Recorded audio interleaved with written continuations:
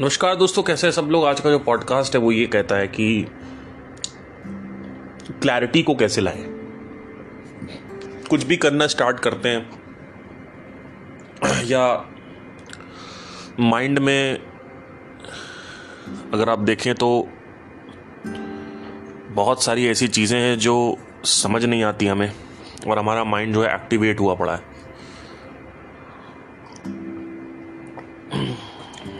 किसी एक चीज़ के बारे में पढ़ना चाहते हैं पर उसमें क्लैरिटी नहीं आती।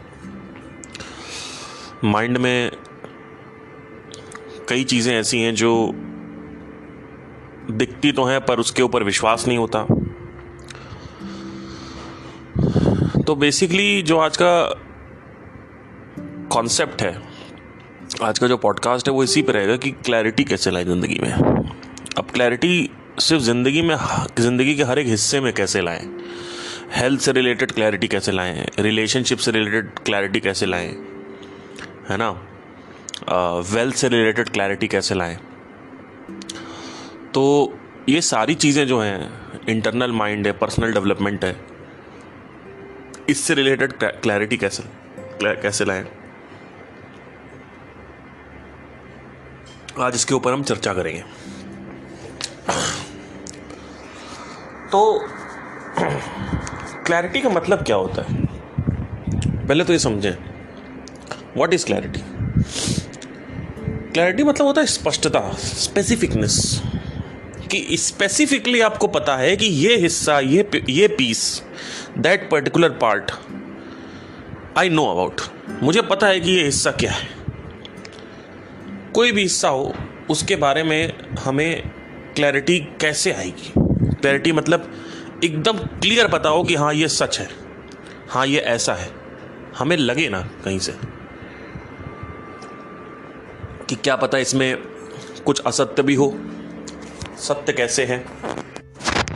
किसी भी चीज़ में स्पष्टता लाने के लिए सबसे पहली चीज़ तो आपको उसकी जड़ पे जाना चाहिए। अगर हम एक उदाहरण लेते हैं, रिलेशनशिप। बहुत सारे आप में से लोग हैं जिनको अभी तक यही नहीं पता है कि रिलेशनशिप में स्पष्टता का मतलब क्या है। रिलेशनशिप में मोटा मोटा जो लक्ष्य क्या होता है पहले वो समझना है। तो ठीक है, किसी भी चीज़ की स्पष्टता के लिए उसका लक्ष्य जानना ज़रूरी है कि उसकी वजह क्या है, क्यों किया जा रहा है वो चीज़। भाई रिलेशनशिप में आप दो वजह से जाते हो। एक तो आप जाते हो सेक्सुअल के लिए, जो कि जिस एंगल को अभी मैं नहीं बताऊंगा। मैक्सिमम लोग जो जाते हैं वो जाते हैं, 95% लोग जाते हैं जो सच्चे प्यार के लिए। सिंपल है, कोई उसमें रॉकेट साइंस तो है नहीं समझना। भाई या तो आपको शारीरिक संबंध बनाना है और या तो आपको मानसिक सुख बनाना है। बड़ी से बड़ी जो लड़कों की दोस्ती होती है वो लड़की के चक्कर में क्यों तोड़ी जाती है। अभी एक बाली में एक मैं वीडियो देख रहा था, इंडोनेशिया में। उसमें 10,000 साल पहले का एक कहानी का एक्ट हो रहा था। उस कहानी में दो राक्षस होते हैं। वो राक्षस आपस में भाई होते हैं और वो बहुत तबाही मचाते हैं पृथ्वी पे। इतनी तबाही मचाते हैं कि भगवान को बीच में आना पड़ता है। जो प्रताड़ित लोग होते हैं भगवान के पास जाते हैं, कहते हैं भगवान ये दोनों भाई हमारे पूरे गांव कस्बे को तबाह कर रहे हैं, लोगों को मार रहे हैं, क्या किया जाए। तो भगवान क्या करते हैं,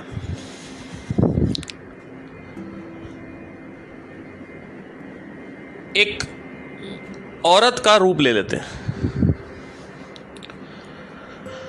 और दोनों भाइयों के जाके, सौंदर्य होता है उस औरत के अंदर, बहुत आकर्षित औरत होती है, वो आकर्षित स्त्री होती है, और दोनों भाइयों से जाके वो प्रेम संबंध बनाती है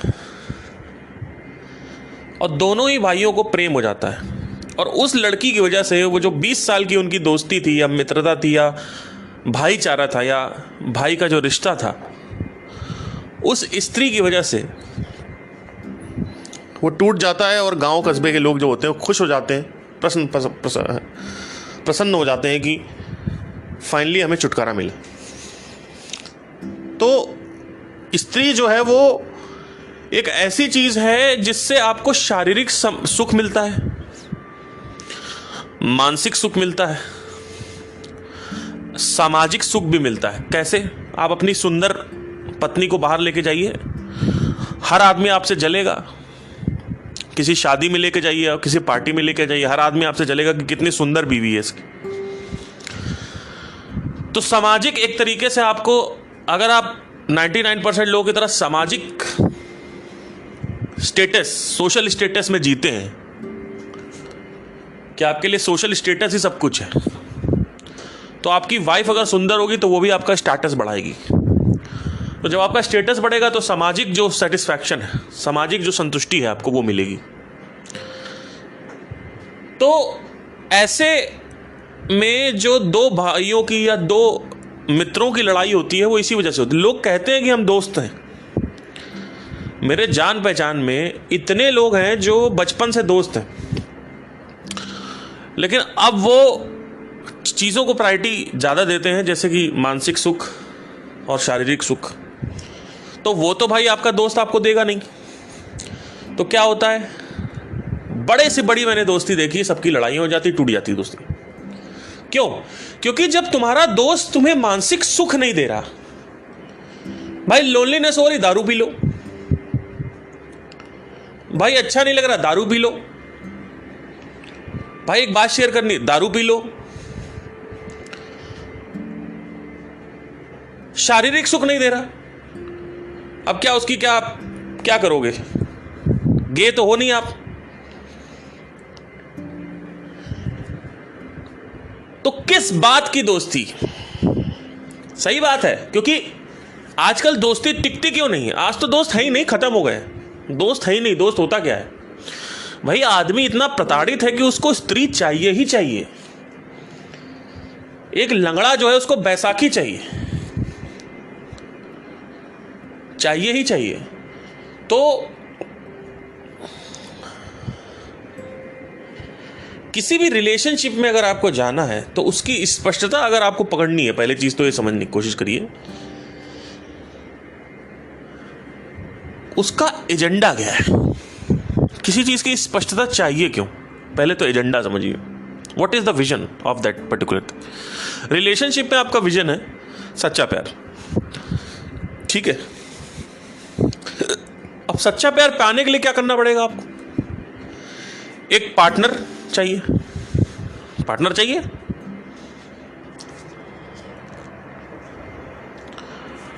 अच्छा, पार्टनर पाने के लिए क्या करना पड़ेगा आपको? ढूंढना पड़ेगा। क्या ढूंढना पड़ेगा? पार्टनर। ये प्रॉब्लम है,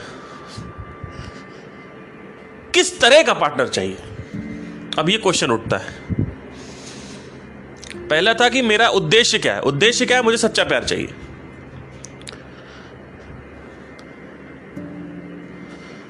उसके बाद क्या है उद्देश्य?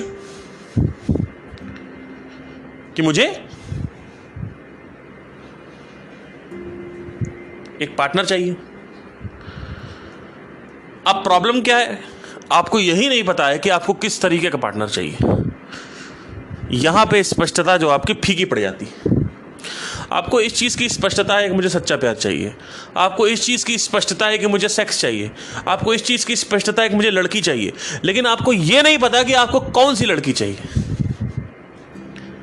लड़की के नाम पे लोग क्या बोलते हैं? रोमांटिक होनी चाहिए, ब्यूटीफुल होनी चाहिए, सेक्सी होनी चाहिए, हॉट होनी चाहिए, रिस्पेक्टफुल होनी चाहिए, और क्या था? केयरिंग होना चाहिए, रोमांटिक होना चाहिए। बस हर आदमी यही बात कर रहा। आप किसी भी लड़की से जाके पूछो, आप अपनी बहन से पूछो, अपनी दोस्त से पूछो, किसी भी लड़की से जाके पूछो, किसी भी दुनिया की कोई भी कोने में लड़की चली जाओ, आके पूछो, उससे पूछो क्या चाहिए पार्टनर में। रोमांटिक होना चाहिए, टॉल चाहिए, डार्क चाहिए, हैंडसम चाहिए, पैसा होना चाहिए, ये होना चाहिए, वो होना चाहिए। भाई यही स्पष्टता। ये कोई स्पष्टता नहीं है, तो सबको चाहिए। किसी को यही नहीं पता है कि लोगों को चाहिए क्या।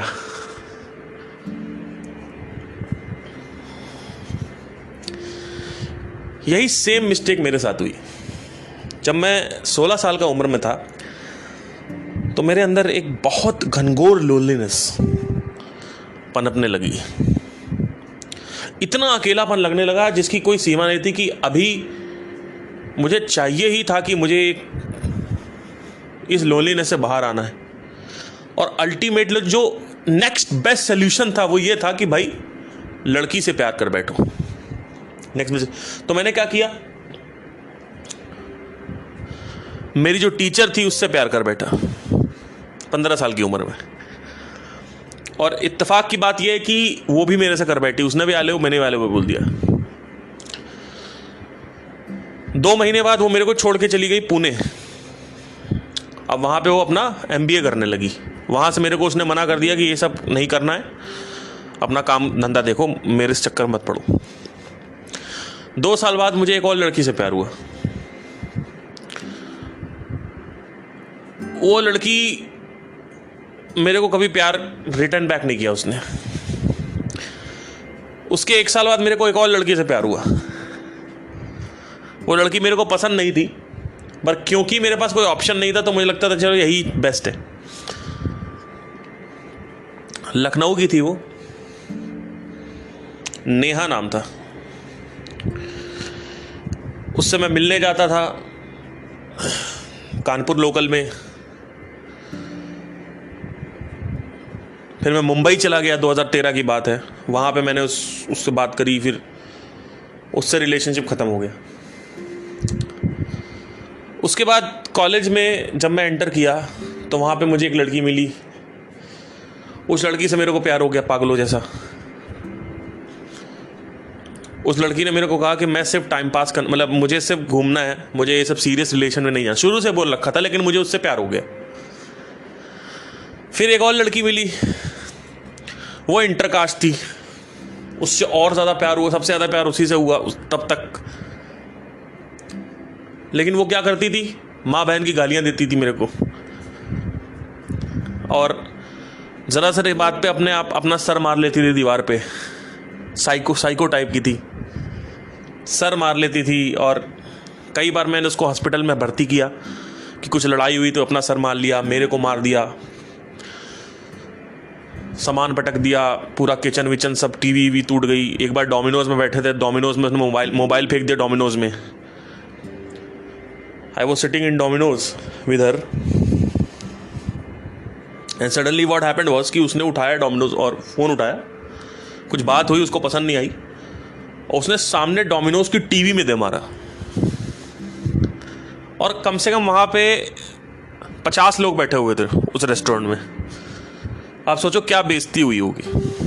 आपको ऐसे अगर गर्लफ्रेंड मिल जाए तो आप क्या करोगे। वो तो अपना उठ के चली गई, पिज़्ज़ा ठंडा हो गया सारा, उठ के गई वो। मेरे को उसने रोका, रेस्टोरेंट वाले ने कहा कि आपको टीवी का पैसा भरना पड़ेगा। तो पैसा भरा, ऑल दो बाद में उसने पैसा मुझे खुद दे दिया था, पैसे की बात नहीं थी, बट पैसे इट्स अ बात ऑफ इंसल्ट।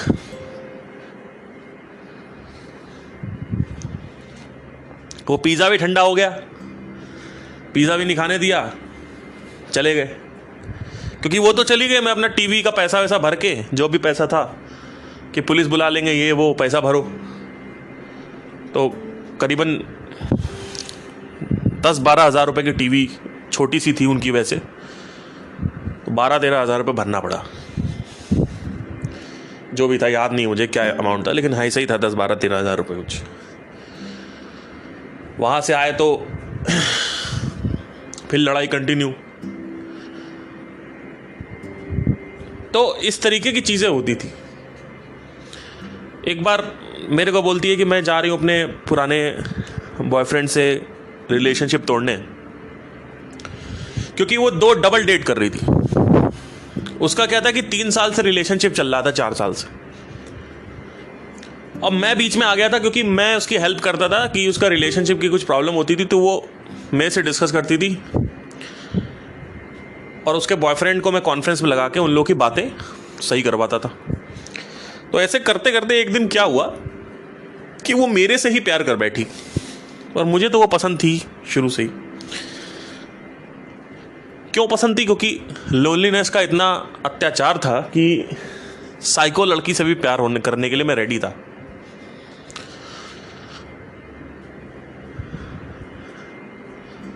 तो डबल डेट करने लगी, वो छोड़ नहीं रही थी उसको, कहती मैं उसको छोड़ूंगी नहीं।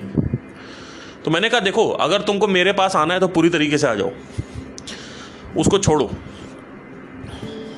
लेकिन वो छोड़ नहीं रही थी। तो एक दिन बोलती है मैं छोड़ने जा रही हूँ उसको, वो आ रहा है और मैं उसको बस मिलूंगी और मिलते ही मैं आखिरी बात करके उसको रफा दफा कर दूंगी और फिर तुम्हारे पास आ जाऊंगी। तो मैं इनोसेंट था थोड़ा सा, मुझे नहीं पता था लड़कियों का प्रकोप क्या होता है, किस तरीके से लड़कियां बेवकूफ़ बनाती हैं, एजेंडेस क्या होते हैं। आज की ऐसी डेट है, आज की मैं अगर किसी भी लड़की से बात कर लेता हूँ 1 सेकंड तो मुझे समझ में आ जाता है उसका पूरा का पूरा चरित्र। मुझे ये समझ में आ जाता है कि ये लड़की के साथ मेरी बनेगी कि नहीं बनेगी। मुझे ये समझ में, कई बार ऐसा होता है सब्सक्राइबर से मेरी बात होती है, कई बार ऐसा होता है अंदर से मेरे को एक पहले से परसेप्शन होता है कि हाँ ये लड़की मेरे लिए नहीं है। मुझे पता है कि मेरा टाइप क्या है। अब वो कैसे आया मैं बताता हूँ आपको।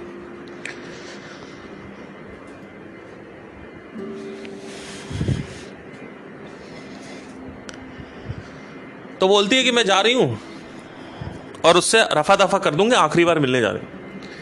मैं हॉस्टल में था अगले दिन, भाई ये गई और उसके साथ होटल में जो भी किया, सेक्स वगैरह हुआ बढ़िया। बाद में उसके बॉयफ्रेंड ने मेरे को बताया कि भाई हमने सेक्स किया था, और सबूत के तौर पे उसके बॉयफ्रेंड ने, क्योंकि मैं यकीन नहीं कर रहा था, सबूत के तौर पे उसके बॉयफ्रेंड ने मुझे ये दिखाया कि भाई उस लड़की का मैसेज आ रखा था कि तुमने बिना कॉन्डम के किया था, शायद मैं प्रेग्नेंट हो गई। तो ये जो टेक्स्ट था उसने मेरे को भेजा कि भाई देखो ये बात कर रही थी, अब और क्या सबूत चाहिए। क्योंकि भाई देखो फोटो और वीडियो तो वो बनाने देगी भी नहीं, और ये बिल्कुल एथिकल नहीं है कि आप किसी लड़के को, सामने वाले लड़के को अपनी प्राइवेट फोटोज़ भेज रहे हो ये दिखाने के लिए कि भाई देखो मैंने इसके साथ रिलेशन बनाया है, फिजिकल रिलेशन। तो वो ऑब्वियसली फोटोज़ होंगी भी तो वो मेरे को भेजेगा नहीं, और वो इस तरीके की लड़की नहीं थी जो फोटोज़ खिंचवाती हो। तो उसने बोला कि भाई तुमने बिना कॉन्डम के किया था, शायद मैं प्रेग्नेंट हो गई। ये उसने स्क्रीनशॉट भेज दिया मेरे को। तो इस तरीके से रिलेशनशिप हमारा जो है वो ख़त्म हुआ आगे चल के, और बहुत बवालों में डीप नहीं जाऊंगा ज़्यादा। फिर एक और लड़की आई जो एकदम एग्जैक्टली जैसी थी, जैसा मैं चाहता था वैसा। उसने क्या किया, उसने भी मेरे को धोखा दिया। उसने कैसे धोखा दिया, वो किसी ऑफिस में काम करती थी और मैं दिल्ली में था, वो पुणे में थी। मैं उससे मिलने जाता था। शुरू में तो बड़ा प्यार हुआ, बड़ा इकरार हुआ, बहुत अच्छा हुआ सब कुछ। 2-3 बार मुलाकात करने गए, चौथी बार पता चला कि उसको ऑफिस में ही कोई लड़का उसको अप्रोच कर रहा है। भाई अप्रोच करने लगा तो मुझे लगा हो सकता है ऐसे तो बहुत लड़कियों को अप्रोच करेंगे, तो क्या करें, मतलब इतना तो भरोसा करना ही पड़ेगा। तो मैं उससे भरोसा करता था। एक दिन का कॉल आया मेरे पास, आया बोलती है कि, कॉल आया मेरे पास एक दिन, कहती है कि आज ना, जो लड़के का नाम था उसने लड़के का नाम लिया, मैं लड़के का नाम नहीं लेना चाहता अल्टीमेटली, बट लेट्स से अंकित। आज अंकित ने ना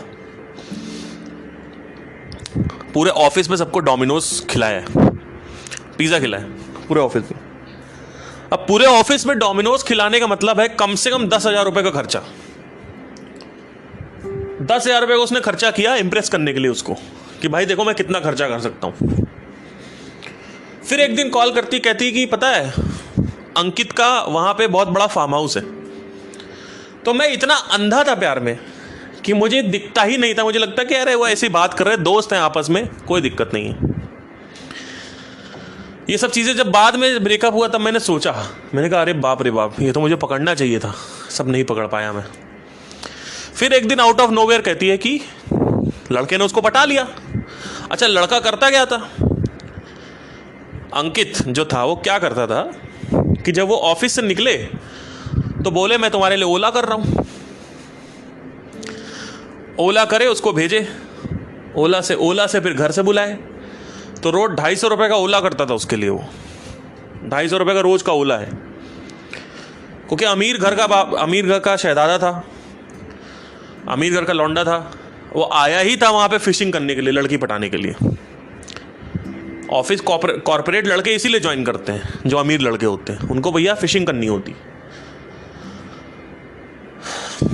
तो आया और मेरी बंदी को उड़ा करके ले गया, और मेरे से लुक में इतना बेकार दिखता था, इसकी कोई हट, मतलब आप अगर मेरे को देखेंगे तो मैं रीजनेबल सही दिखता हूँ, एवरेज हूँ, दिखता अच्छा हूँ।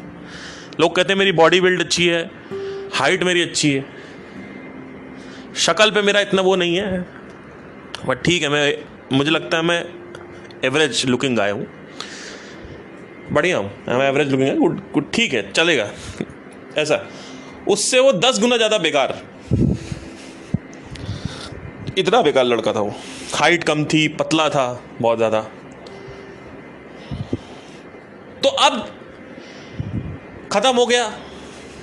अब मैंने इससे क्या सीखा? मैंने ये सीखा कि मुझे किस तरीके की लड़की नहीं चाहिए, ना कि किस तरीके की लड़की चाहिए, इसकी स्पष्टता है।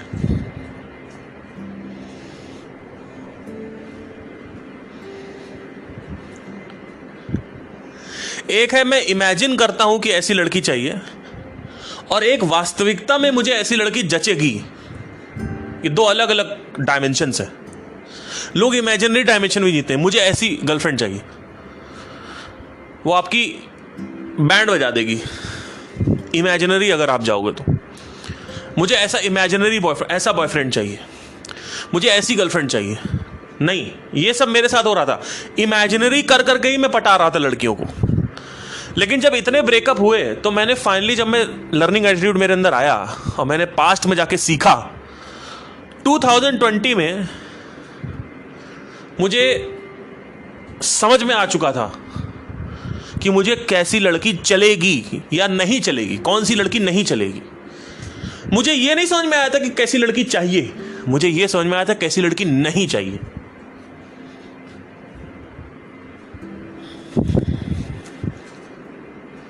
एक टाइम था मेरी लाइफ में, मुझे चाहिए था लड़की को म्यूजिक आना चाहिए, म्यूजिक में इंटरेस्ट होना चाहिए, क्योंकि मेरा भी म्यूजिक में इंटरेस्ट था।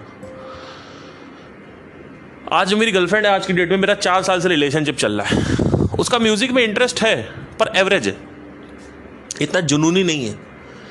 इससे पहले जो मेरी गर्लफ्रेंड थी वो मेरे को बैठ बैठ के फोन पे सुनती रहती थी और मुझे अच्छा लगता था। That is not important. Relationship, that is not the foundation of relationship. The foundation of relationship is that what are you, first of all? What is it that you are going to tolerate? What is it that you want? What is you? आपको क्या चाहिए और आपको क्या नहीं चाहिए, उससे पहले ज़्यादा ज़रूरी है। तो इसको बोलते हैं स्पष्टता। तो पहले क्या था? पहले इमेजिनरी यानी कल्पना सत्य, जो कि मैंने हमेशा आपसे बात करी थी, something called as imaginary truth, and then there is something called as realistic truth.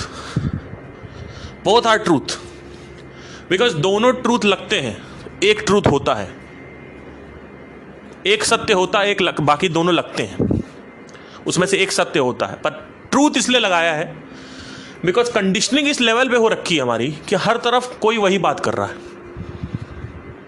आप एक ऐसे प्लैनेट पे उतर गए हो जहां पे कह रहे हैं ग्रेविटी होती ही नहीं है।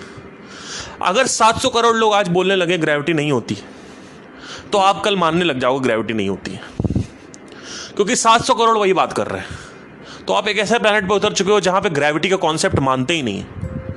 जैसे फॉर एग्जांपल कोपरनिकस को क्यों मारा गया? क्योंकि वो कहता था पृथ्वी केंद्र पे नहीं है, सूर्य केंद्र पे। 15वीं शताब्दी से पहले लोग मानते थे कि सूर्य केंद्र पे नहीं है, पृथ्वी केंद्र पे है। तो उसके चक्कर में उसको मार डाला, सिर्फ ये बोल के कि सूर्य केंद्र। इस तरीके की लोगों की मौतें हुई हैं इस लेवल पे, इस छोटी छोटी बातों पे। आपको छोटी लगेगी क्योंकि कंडीशनिंग इतनी गंदी चीज है कि कंडीशनिंग को भेद के, तोड़ के निकल पाना नेक्स्ट टू इम्पॉसिबल होता है। कोई एक निकल जाता है और अगर वो किसी को पढ़ाता है तो सामने वाला भी निकल जाए। जैसे मेरे पॉडकास्ट आपको एनलाइटनमेंट करते हैं आपके लिए। क्यों? क्योंकि एक आदमी निकल चुका है और एक आदमी अब बता रहा है, तो आपकी जो क्लैरिटी आपको आएगी कि हाँ सही कह रहे हो, ये अगर आपको जानने में रुचि है तो आप बाहर निकल जाओगे। तो पहली चीज समझना ये जरूरी है, क्लैरिटी, कि आपका उद्देश्य क्या है।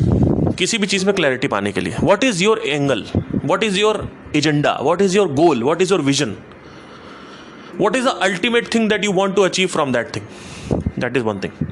फॉर मी इट वॉज सच्चा प्यार. What kind of girl I should need? For that I did प्रत्यक्ष प्रमाण. मैं अनेकों लड़कियों के साथ, ऑलमोस्ट 4-5 लड़कियों के साथ रिलेशन में गया, सफ़र किया. उस सफरिंग का नतीजा क्या निकला कि मुझे ये पता चल गया कि मुझे कैसी लड़की चाहिए. आपको ये नहीं पता है कि आपको कैसा पार्टनर चाहिए, इसीलिए तो रिलेशनशिप खराब होता है. हैविंग सेड दैट, इसका मतलब ये नहीं है कि अगर आपको पता है कि कैसी लड़की चाहिए, वो लड़की आपको मिल गई तो आपका रिलेशनशिप आजीवन चलने वाला है, इसकी सर्टेनिटी 100% है. नहीं, it is not certain. 110% it is not certain कि आपकी उसके साथ चलेगी. पर हां, जहां 10% पॉसिबिलिटी थी, अब आपकी पॉसिबिलिटी 98% हो गई. क्योंकि nothing is certain in this life. There is something called as law of uncertainty. सरकारी नौकरी मिलेगी, इस बात की कितनी सर्टेनिटी है, रैदर देन सरकारी नौकरी मिल जाएगी तो जिंदगी में बहुत सब कुछ स्टेबिलिटी हो जाएगी. राइट. तो समझने की कोशिश करिए, स्पष्टता के लिए क्या समझना जरूरी है. आपका इंटरेस्ट भी होना चाहिए. ऐसा नहीं कि इंटरेस्ट नहीं होना चाहिए. एक ये भी बहुत बड़ा इंपॉर्टेंट चीज़ है कि कई लोग तो इंटरेस्टेड ही नहीं है जानने में कि उनको कैसी गर्लफ्रेंड चाहिए, उनको कैसा करियर चाहिए, उनको कैसी लाइफ चाहिए. मुझे अपनी लाइफ को लेके एकदम क्लैरिटी है कि मुझे कैसी लाइफ चाहिए. मैं आपको सिंपल सा अभी बता देता हूं मुझे लाइफ कैसी चाहिए. पैसे की टेंशन नहीं होनी चाहिए मुझे. तो उसके लिए मैं क्या कर रहा हूं, जो करना पड़ेगा करूंगा, जो करना पड़ेगा करूंगा. समय से मुझे मुक्ति चाहिए, उसके लिए मैं क्या कर रहा हूं, जो करना पड़ेगा करूंगा. उसके आगे क्या करना है, अब खाली समय में क्या करना है, वो भी मुझे पता है.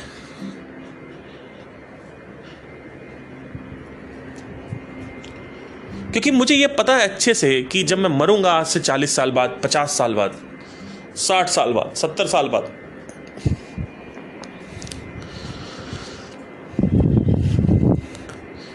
तो मेरे मन में, मैं वहां से सोच के फिर अपनी लाइफ को देखता हूं. पहले मैं सोचता हूं मेरा डेथ पॉइंट क्या है 60 साल बाद, लेट से, अगर अकाल नहीं हुई तो, सडन नहीं हुई तो. अब मैं वहां से सोचना चालू करता हूं कि उस पॉइंट पे मैं क्या सोच रहा हूं.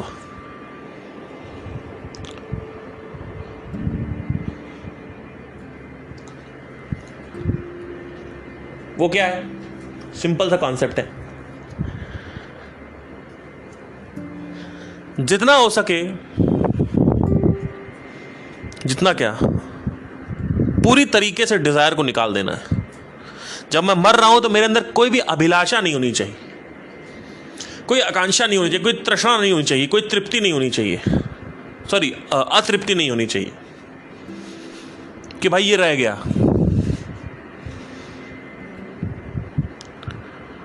सब कुछ छोड़ के मरूंगा.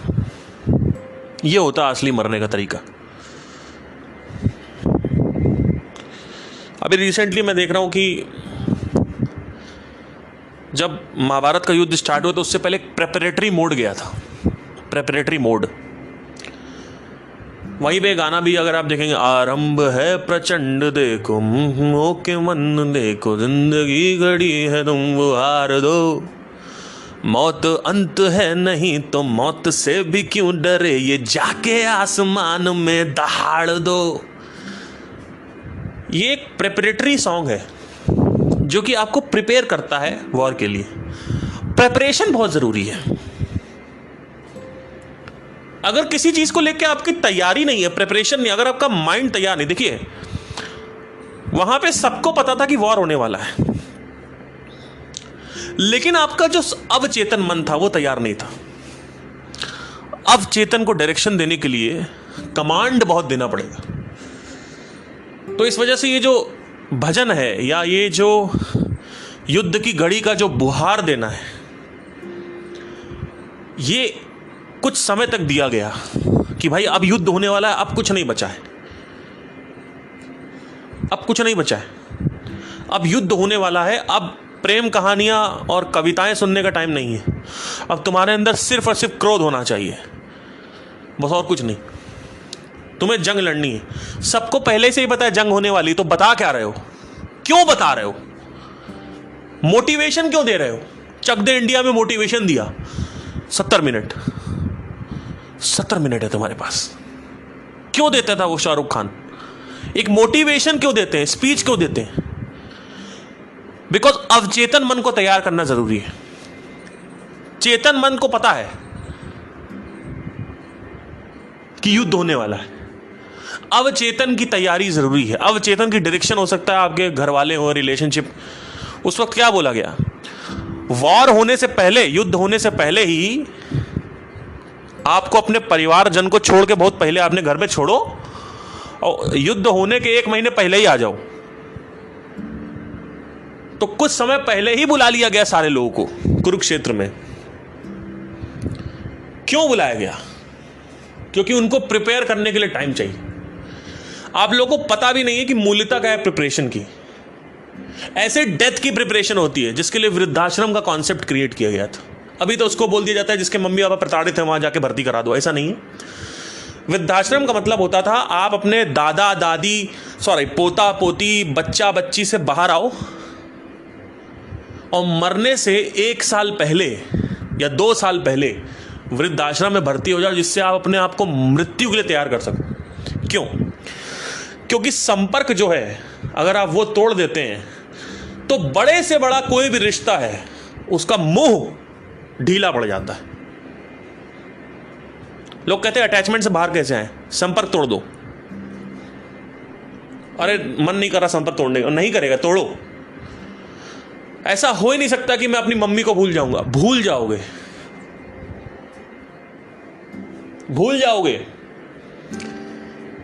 जब कोई मर जाता है और उसकी मां 3 महीने में हंसने लगती है, 1 साल में थोड़ा बुहार मार के हंसती है, 2 साल में और अच्छे से हंसती है, तो तुम किस चीज की मूली हो भाई? तुम किस खेत की मूली हो? जब आदमी मर जाता है तो पत्नी हंसने लगती है 2-3 महीने बाद, हल्का हल्का हंसी आने लगती है, मां हंसने लगती है। संपर्क टूटा, मोह टूटेगा, ये रूल है। लेकिन लोग क्या करते हैं? अपने मन के अंदर कैसेट की तरह प्ले करते रहेंगे, वीडियो की तरह। हाय मेरी गर्लफ्रेंड थी, वो गर्लफ्रेंड थी। एक मेरी बहुत पहले सब्सक्राइबर से बात हुई, सिंगापुर में रहती, कहती मेरा बॉयफ्रेंड जो है ना, मुझे उसकी याद बहुत आती।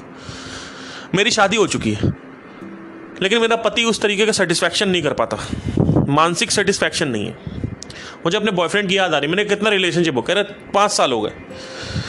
मैंने कहा आपका बॉयफ्रेंड, आपको उसके साथ ब्रेकअप कहाँ हुआ? आपका ब्रेकअप हुआ ही नहीं। कहती क्या बात करो, ब्रेकअप तो हो गया। मैंने कहा ब्रेकअप हुआ ही नहीं है। क्योंकि जो व्यक्ति संपर्क तोड़ने की बात को ऐसे लेता है कि फिजिकल कांटेक्ट तोड़ दो, वो नहीं, मैं उसकी बात नहीं कर रहा हूं। मैं कह रहा हूं कि मानसिक कांटेक्ट तोड़िए। और जब तक मानसिक कांटेक्ट बना रहेगा, जब तक आपको यह लगता रहेगा कि उसमें मूल्यता है, वैल्यू है, मीनिंग है, अर्थ है, जब तक आप किसी चीज को अर्थ देते रहोगे उस चीज को भूलोगे नहीं। अर्थहीनता लाने के लिए आपको बड़ी रियलिटी समझनी पड़ेगी। व्हाट इज द बड़ी रियलिटी? कि आप कौन है। जब आपको यह समझ में आएगा कि आप हैं कौन, आपको ये समझ में आएगा कि आप ब्रह्म हैं, आप पूरे के पूरे ब्रह्मांड का जो सार है वो है, आप भगवान हैं। और इस चीज को एक्सपीरियंशियली आप उसको देख लेंगे अपने जीवन में, एक्सपीरियंशियली, उस दिन चीजों में अर्थ खत्म हो जाएगा, अर्थहीनता आ जाएगी। फिर ये ऐसा लगेगा कि ये सांप सीढ़ी का खेल चल रहा है और कुछ नहीं, लूडो चल रहा है, लूडो। उससे पहले आपको ऐसा लगेगा कि भाई ये सबसे सीरियस चीज है। कोई भी चीज को सीरियस बना दोगे आप, अपने करियर को, पैशन को, शादी को, हर चीज को सीरियस बना दोगे। लेकिन जैसे आपको सत्य का बोध होगा, किसी भी चीज की सीरियसनेस खत्म हो जाएगी। तो क्या बोला मैंने? स्पष्टता जो है उसको जानने के लिए प्रत्यक्ष प्रमाण का बहुत आवश्यकता है कि मुझे कैसी लड़की चाहिए। इसको पहले मुझे गर्लफ्रेंड बना बना के देखना पड़ेगा। ऐसे ही नहीं समझ में आएगा। हो सकता आ जाए, थोड़ा बहुत हिंट तो लग जाएगा कि हाँ मुझे ऐसी लड़की चाहिए, पर वो टेस्ट करके देखो कि भाई आपको लगता है कि सुंदर लड़की चाहिए तो जाओ सुंदर लड़की के साथ, फिर आपको पता चलेगा भाई सुंदर से कोई फ़र्क नहीं पड़ता, ये भी चाहिए कि मुझे ज़्यादा कंट्रोल नहीं करना चाहिए। कंट्रोल ना करे तो भाई ऐसी लड़की ढूंढो कंट्रोल ना करे। क्या पता फिर कंट्रोल ना करने वाली मिल गई तो वो कह रहे फिर वो आपको बिल्कुल ही कंट्रोल नहीं कर रही है, आपको बिल्कुल कोई केयर ही नहीं कर रही है आपकी, तो आपको अगर नहीं कंट्रोल करने वाली चाहिए पर केयर करने वाली भी चाहिए। फिर केयर करने वाली मिल गई तो इतनी केयर करने वाली मिल गई कि आपके ऊपर पूरा नियंत्रण आ गया। तो आपको पता होना चाहिए कि आपको कैसी स्त्री चाहिए, कैसा पुरुष चाहिए। और जो भी पुरुष है स्त्री है उसमें जो भी आप इमेज क्रिएट करी है आपने, ये रिलेशनशिप की जो इमेज है जो बॉलीवुड ने डाल दी है आपके अंदर, हॉलीवुड ने डाल दी है, एक कल्पना जगत का एक हिस्सा जो है, एक सिंगल छोटा सा पार्ट उसको एग्जैजरेट कर दिया है। वो क्या एग्जैजरेट कर दिया है कि एक लड़की से प्यार हुआ बीच, और उसके बाद बाइक पे पीछे बैठाया और पूरी जिंदगी बढ़िया चल रही है। ऐसा कुछ नहीं होता है। जो सोच के आए हैं वो नहीं होता है। जो कल्पना जगत है वो अलग है, जो वास्तविक जगत है वो अलग है। लोग कल्पना जगत में जी रहे हैं। क्यों? क्योंकि कंडीशनिंग ऐसे ही है। मोहब्बत की जो इमेज बना रखी है, प्रेम की जो इमेज बना रखी है, सेक्स की जो इमेज बना रखी है, किसने बना रखी है? आपके दोस्तों ने, आपकी सहेलियां, आपके सहेला, आपके सखा बंधु क्या बातें करते हैं, बॉलीवुड में क्या बातें हो रही हैं, फिल्मों में क्या बातें हो रही हैं, हर तरफ गानों में, गीतों में क्या बातें हो रही हैं, कविताएं लिखी जा रही हैं, शेर लिखे जा रहे हैं मोहब्बत के ऊपर। कि एक मोहब्बत था कि एक शेर था,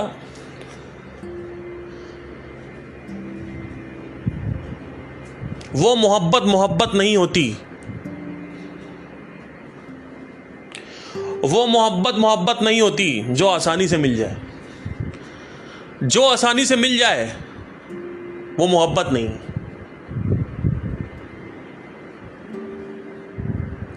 क्या कॉन्सेप्ट है कि तेरे दर पर सनम हम चले आए, तू ना आया तो हम चले आए, बिन तेरे कोई आस भी ना रही, इतने तड़पे की प्यास भी ना रही, तेरी उम्मीद तेरा इंतजार करते हैं, ऐ सनम हम तो तुमसे प्यार करते हैं। बताइए, ये सब गलत सलत कॉन्सेप्ट बना रखे।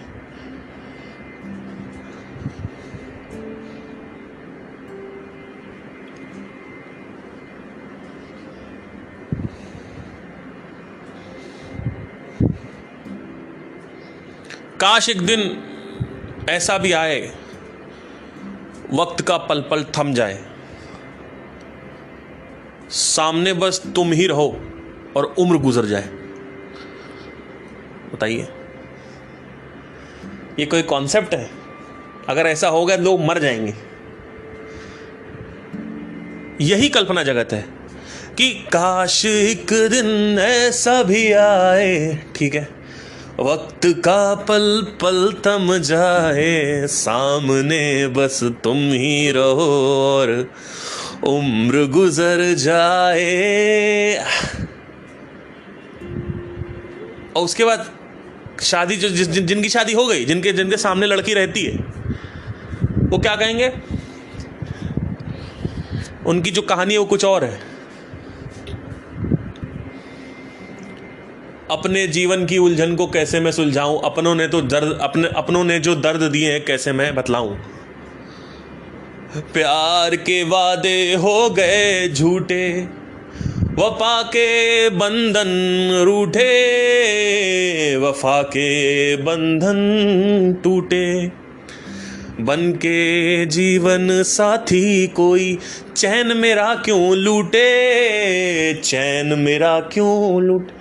ऐसे जीवन साथी से मैं कैसे साथ निभाऊं, अपने जीवन की उलझन को कैसे मैं सुलझाऊं, अपनों ने जो दर्द दिए। बताइए, ये कोई तरीका है? सोच के क्या आए थे, मिला क्या? क्योंकि तुम जी ही रहे हो कल्पना में। एक बहुत ही अच्छा कॉन्सेप्ट है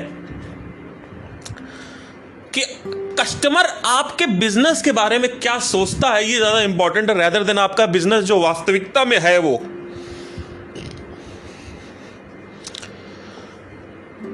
अगर कोई कोयले को पारस मणि समझ रहा है तो उस कोयले का मूल्य हीरे के सामान्य हो जाएगा। मतलब वास्तविकता में वो कोयला ही है, लेकिन सोच अगर पारस मणि की है उस कोयले के बारे में, तो उस सोच से लोग उस सोच को खरीदते हैं। लोग कोयला नहीं खरीद रहे, लोग सोच को खरीद रहे हैं। इसको परसीव्ड वैल्यू बोलते हैं। What is the perception of your brand in the market, that is more valuable than actual brand और the product itself. What people talk about you. एक सर्जन है, हो सकता है उसकी सर्जरी ऐसे ही है, लेकिन लोग बोल रहे बहुत अच्छा सर्जन है, दुनिया का सबसे बड़ा सर्जन है। हो सकता है सर्जरी एकदम फुद्दू सी हो। क्या है, समझ रहे हैं मैं क्या कह रहा हूं? एक केस स्टडी करी मैंने अभी रिसेंटली, क्योंकि मैं मार्केटिंग में बहुत ज़्यादा इंटरेस्टेड हूं। मैंने अपने कुछ व्हाट्सएप में कई लोगों को एक सर्वे किया, और इस सर्वे से मैं एंड करूंगा। आपको भी इस सर्वे का नीचे उत्तर देना है।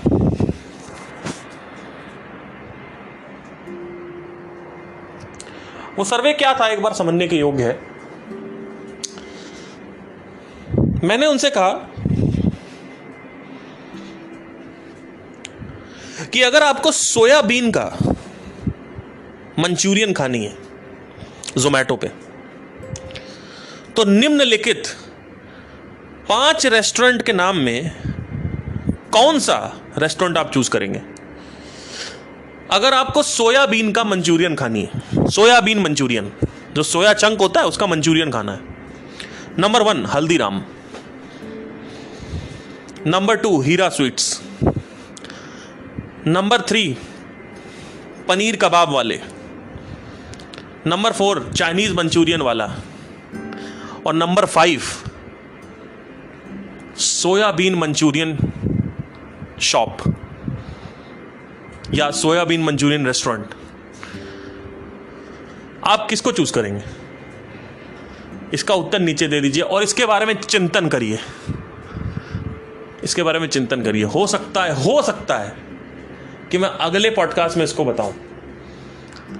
जो भी आप लिखेंगे उसके बारे में चिंतन करिए। हल्दीराम, हीरा स्वीट्स और वो कबाब पनीर वाला शायद क्या था, एक और था।